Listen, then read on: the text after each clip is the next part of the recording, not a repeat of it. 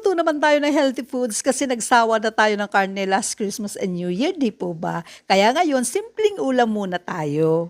Sa mainit na oil, igisa natin ang onion and garlic until fragrant.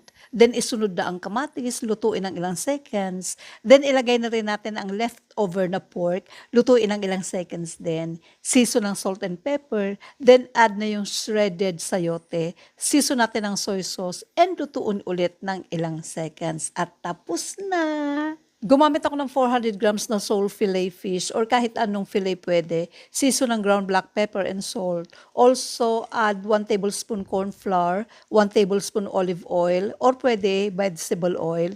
Mix. Sa ibabaw ng fish, lagyan ng sliced ginger, green onion, and sliced lemon. Cover ng foil and steam for about 25 to 30 minutes or until cook. After 30 minutes, luto na. Kainan na po. Tara na!